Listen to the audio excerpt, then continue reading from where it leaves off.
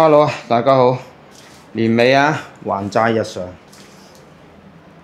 又開箱，唔開啦，佢都冇俾錢，不過依然係推薦嘅。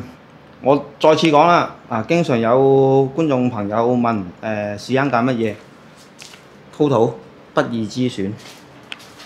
龍頭呢，龍頭高爾即係好似你買車買豐田嗰個意思因為點解？5年啊嘛，你唔好理佢真定假先啦 ，set 得呢個佢斷估佢5年內冇事嘅，咁貴仲要。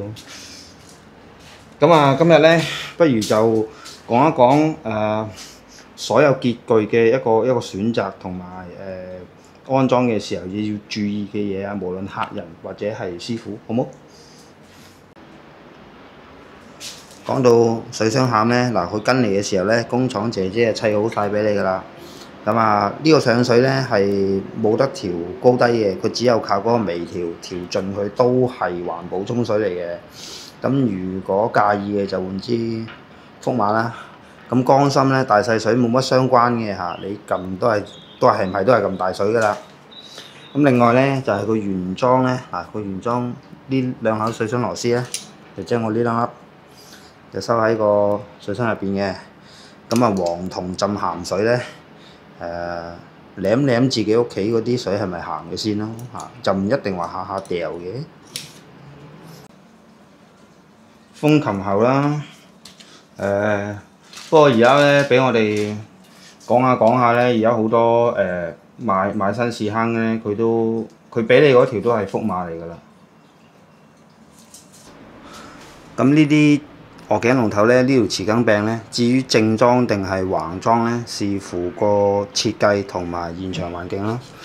你睇到佢個公仔呢，其實都係向咗呢邊嘅，即係我跟咗佢嘅設計啦。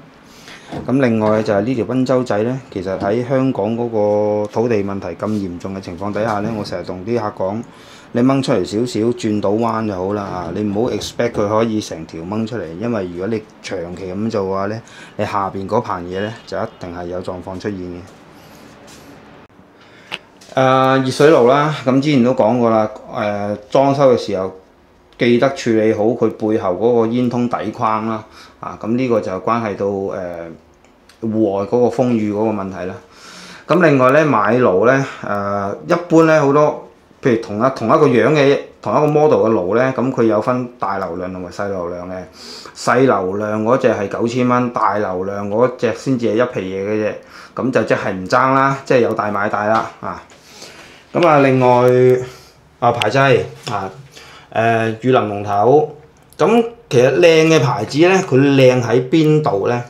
其實就係微調嗰個水嗰個溫度嘅時候呢，因為個冷熱水膠混合先至嘔出嚟啊嘛。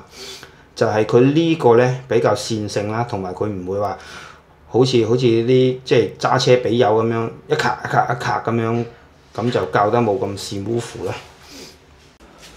講到呢塊嘢有水喉有插蘇，佢就好明顯係一塊洗乜板啦。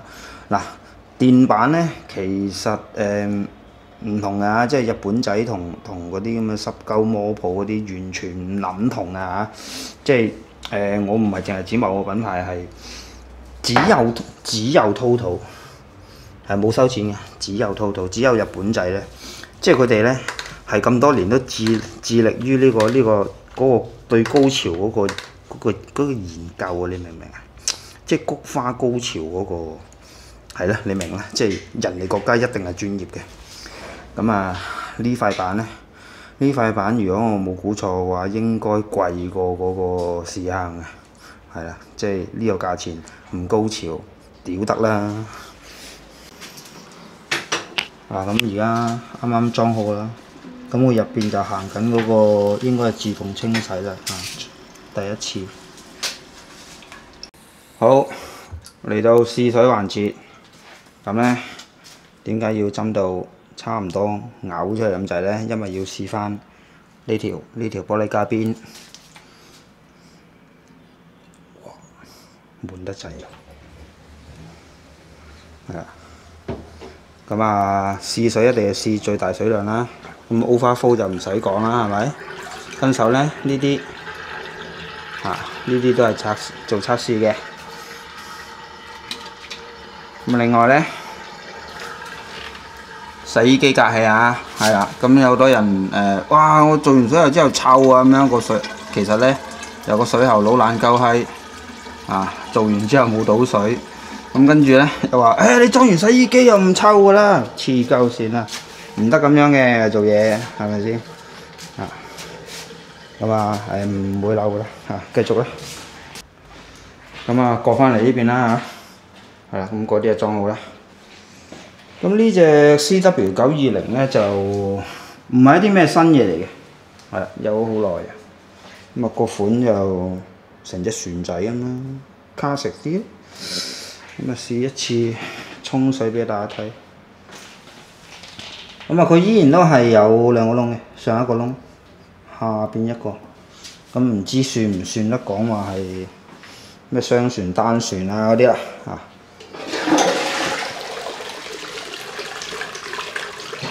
沖水係安靜嘅，因為可能收音問題，大家會有錯覺。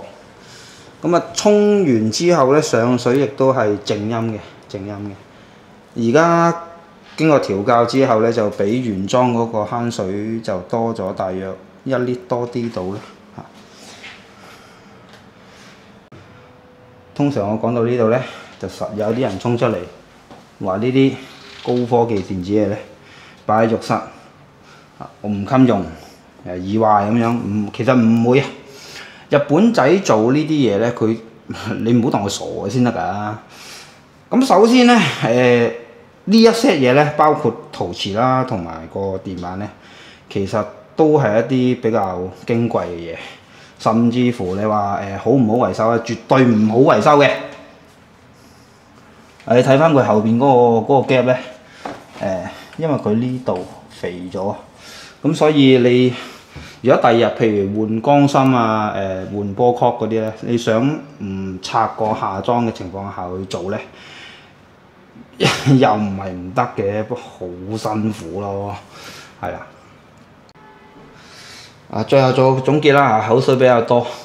咁其實呢味嘢咧，我絕大部分嘅客人咧，無論第一次用或者係用緊咧，都係翻唔到轉頭嘅。就好似嗰啲日本妹咁樣咧你試過翻唔到轉頭嘅咧。咁有少部分朋友咧，以我所知道係佢嘅經驗係唔好嘅但係我覺得應該係件產品選擇錯咗吧，係咪先？你唔可以走去休媽梯咁樣係嘛？即係2嚿水齋屌唔吹涼，你自己沖咁樣，唔同一個檔次吧，係啦。每樣新產品咧都要時間適應啦，當然其實佢係戒咗紙巾嘅因為佢個使用嗰個設計係你用啦，用完之後啦，撳個 remote 啦，佢會用水幫你清潔啦，清潔完之後咁你嘅屎忽濕咗會有呢個暖風或者凍風吹乾啦冬天嘅時候塊板亦都有發熱啦，仲有其他嗰啲唔知點樣自動起板嗰啲功能，就嗰啲唔講啦大概就係咁仲有年代唔同，以前用鮑魚刷嚟到洗屎坑，而家唔係啦，而家用下隻